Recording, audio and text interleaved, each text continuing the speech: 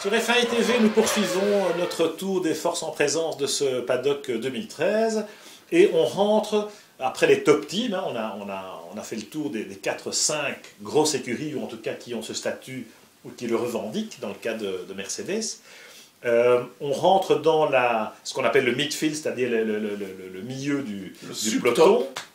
Le milieu du peloton, certains disent le ventre mou du peloton, c'est pas une expression très chouette, parce que c'est des équipes qui ont beaucoup de mérite, parce qu'elles ont quand même beaucoup moins de moyens. On parle de la moitié du budget des top teams, en gros. Hein. Même si le TUF n'est pas considéré comme un top team sur le plan strictement économique, comme chacun sait.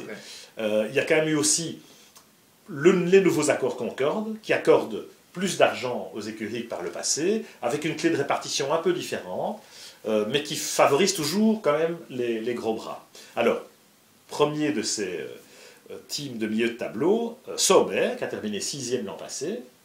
Sauber qui est un cas exemplaire, parce que c'est la seule écurie basée sur le continent, quand même, en Suisse. En Suisse. Hein. Derrière les 5 premiers, je ne parle pas de Ferrari qui est un cas particulier bien entendu, hein.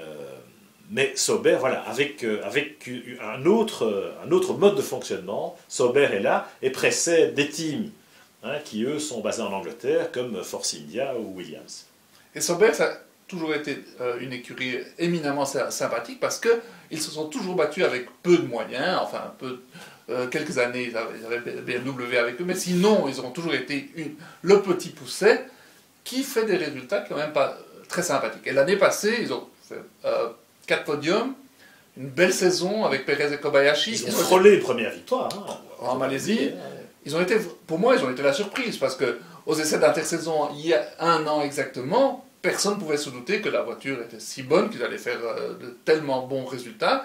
Et là, on parle de Sauber avec beaucoup de sérieux, d'autant plus qu'ils ont recruté Nico Hülkenberg, qui est pour moi le grand espoir du peloton. Alors je vous présente le président du fan club de Nico Hülkenberg, sans quoi il a raison, parce que moi j'aime beaucoup Nico, c'est un garçon très intelligent et très talentueux.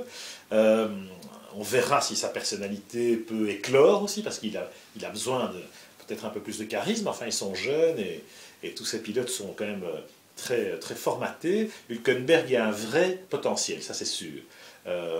On l'a vu chez Williams à ses débuts, on l'a vu l'an dernier chez Force India. Il a quand même une grosse responsabilité. Le sac au dos pour les montagnes suisses, c'est Hülkenberg qui le porte. Parce que Peter Sauber a quand même fait un pas de côté en refilant la patate chaude à Monisha Kaltenborn. James Key, on l'a laissé partir parce qu'il ne s'entendait pas justement avec Sauber. Or, on sait que c'est James Key qui a fait de la Sauber C31 ce qu'elle était l'an dernier, même s'il était parti assez rapidement. Est-ce que celle-ci va être au même niveau? Bon, on verra. Et puis ensuite, alors, ce qui est sûr, c'est que Hülkenberg va peut-être être un ton au-dessus de la paire Perez-Kobayashi, mais est-ce que ce sera suffisant par rapport à une concurrence qui est quand même très relevée?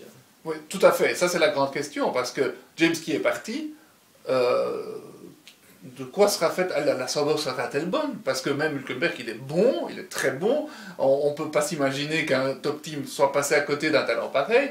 Comment ont-ils fait pour ne pas le recruter chez Ferrari ou chez McLaren? Il devrait écouter plus souvent Ziv quand même. On se pose la question, mais enfin bon, Sauber, en tout cas, ils ont pris la bonne décision. Mais Hülkenberg, aussi bon soit-il, il ne pourra rien faire si la Sauber n'est pas bonne comme celle de l'année passée.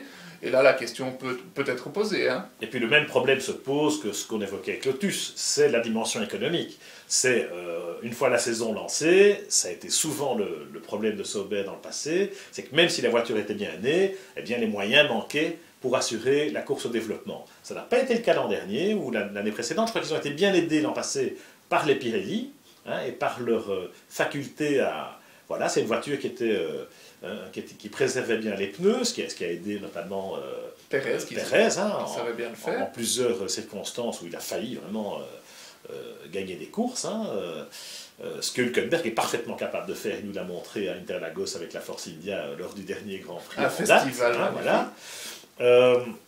voilà, l'inquiétude qu'on peut avoir, c'est de nouveau les moyens sur le développement, d'autant plus qu'il y a la perspective de 2014 et que ces équipes de milieu de tableau, eux, ils doivent jouer effectivement sur 2 tableaux, mais ils n'ont pas les moyens de le faire. Et à un moment, il faudra faire des choix. Et donc sacrifier peut-être le développement de cette voiture-ci pour ne pas être à la rue l'année suivante. En tout cas, à Barcelone, il semblerait que chaque fois que Hülkenberg sortait de sa voiture, il avait un grand smile, et apparemment la voiture est bien née, donc il y a pas mal d'espoir. Maintenant, il y a ce jeune Gutiérrez qu'il ne faut pas enterrer trop vite, parce que c'est vrai qu'il a été critiqué, parce qu'il arrive avec la valise de dollars de mon ami Carlos Slim.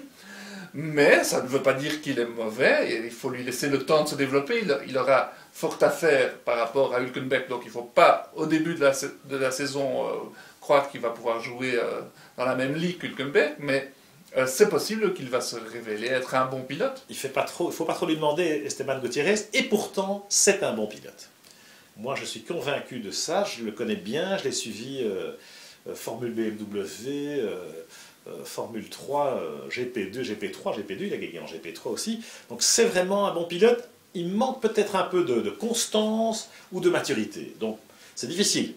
À ce stade-là, soit les mecs, ils évoluent dans un sens ou dans l'autre. Voilà. C'est quand même des enfants gâtés. Il a son panneau pilote payant dans le dos, mais on pouvait dire ça de Pérez aussi, puisque ce sont les mêmes peseuses qui viennent de la même cagnotte. Pérez est parvenu à s'imposer aussi par son talent. Chez McLaren, pardon, on est quand même allé le chercher, avec des idées derrière la tête sans doute en termes de marketing, mais d'abord pour ses performances. Esteban, le problème qu'il va avoir, pour moi, c'est Hülkenberg. C'est que le client dans la voiture d'à côté, c'est vraiment un client, et que Gutiérrez marche un peu au moral, et que voilà, il a déjà eu affaire à Hülkenberg dans les formules de promotion, et ça ne s'est pas toujours bien passé. En tout cas, il n'a pas la même capacité à tirer l'équipe vers le haut ou à s'imposer. Il annonce déjà la couleur en disant plutôt qu'il est là pour apprendre, etc. Au contraire de son compatriote Pérez chez McLaren. Très difficile de dire ce que ça va donner Gutiérrez chez Sauber. Officiellement, il prétend qu'il a un contrat de 4 ans, que c'est du long terme et que donc il est confortable. Est-ce une bonne chose ou pas je crois qu'il aura vraiment du mal par rapport à Hülkenberg, parce qu'il ne faut pas oublier que Hülkenberg, maintenant il a des kilomètres en Formule 1, et que Gutiérrez est un vrai débutant, donc il faut lui donner un peu le temps.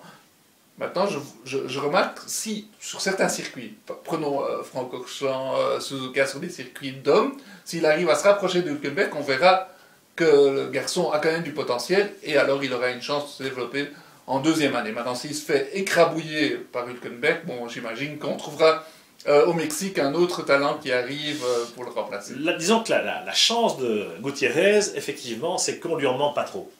Et c'est que, comme Hülkenberg a une cote quand même très élevée en raison du lobbying de Ziv dans le paddock, effectivement, tout le monde s'imagine que Gutiérrez va se faire bouffer tout cru par Hülkenberg.